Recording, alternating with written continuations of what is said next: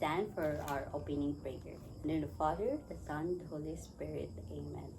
Good morning, class. It's nice to see you again. So, before you take your seat, kindly pick some piece of paper under your chairs and align your chairs. Okay, are you done, class? Very good.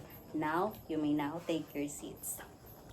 So, before we discuss our new topic this morning, I will check your attendance first. Miss Sandara Arat, Miss Unidal Bilangoy. Okay, everyone is present. Give yourself a 3 claps. 1, 2, 3. Okay, so first, I want you to all read our classroom rules. So we have here the come to school on time, raise your hand to speak, follow direction, be ready to learn, and lastly, we have here the be respectful of others. Don't forget that, okay, class? Okay. Now, last meeting, we tackled about anyone. Mr. Franco? Okay, very good, Mr. Franco. You may now take your seat. Last meeting, we tackled about the basic exercise. Okay. And now, so I request everyone to kindly stand for our exercise. Do you know the my toes, my knees, my shoulder, my head?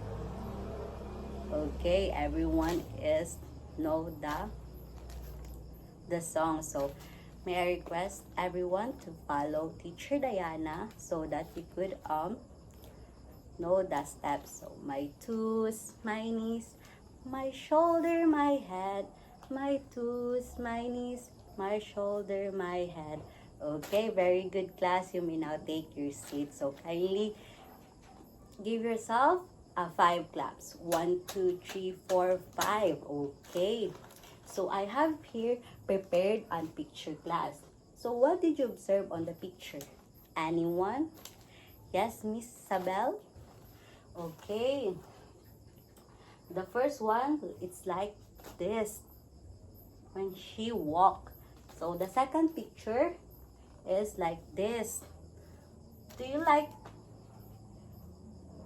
So the third one is straight one, like this one, straight one. So are you this when you walk? Which one is your position when you stand? Okay, the number 3. So can you guess what our topic this morning? Mr. Franco? Gesture? Let's see, anyone? Yes, Miss Sandara? Posture? Okay, let's see.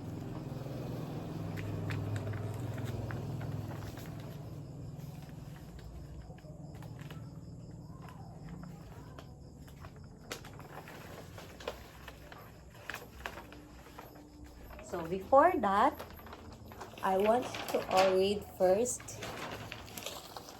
our activity, our objective for this morning. So objective, at the end of the lesson, the learner will able to discuss the correct body posture, perform correct body posture, appreciate and maintain correct body posture in our daily life. Okay, so now you know what our topic this morning. So it's all about the posture. So okay.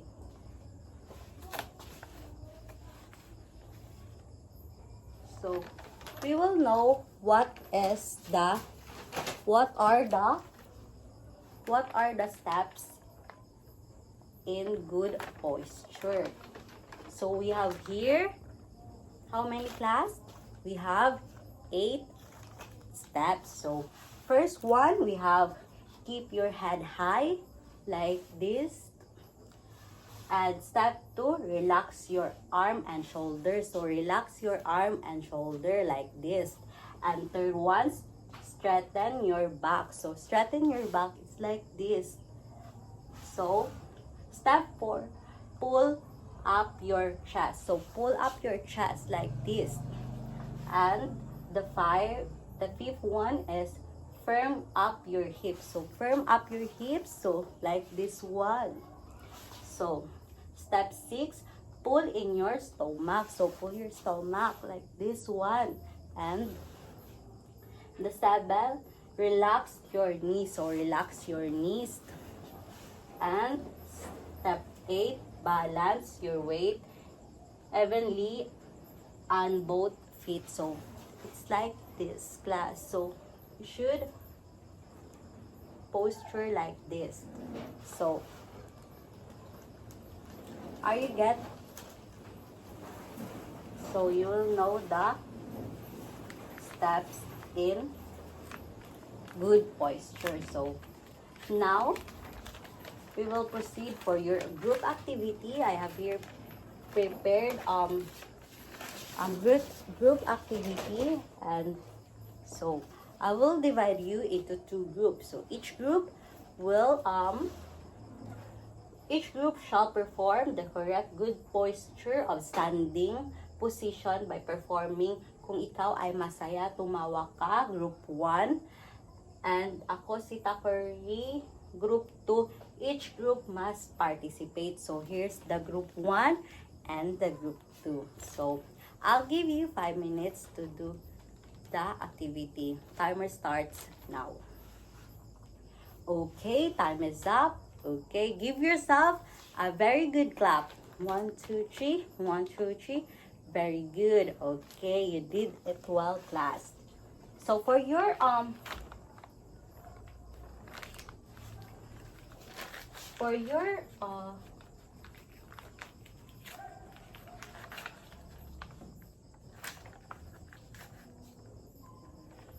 individual activity,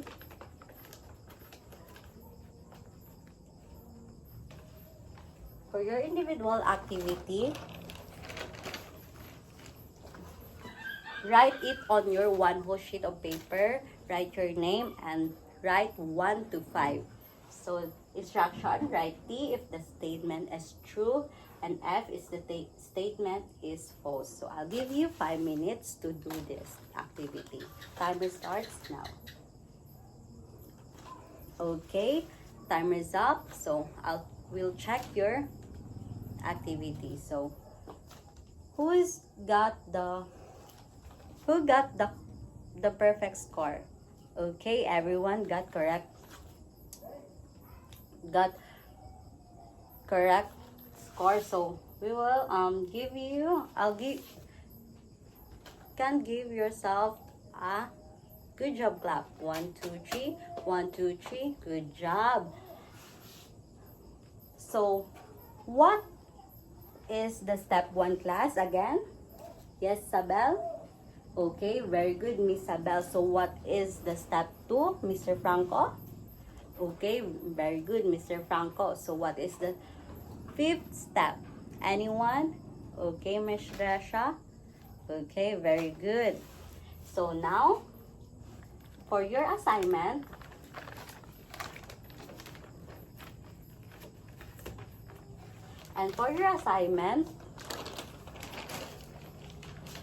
define the sitting correct good posture. Write it on your assignment notebook. Finish, class? Okay, so kindly pick some piece of paper under your chairs and arrange your chairs properly. Okay, so fix your things and kindly stand up for our closing prayer. And in the Father, the Son, the Holy Spirit. Amen. Goodbye, class. See you around. You may now leave the classroom.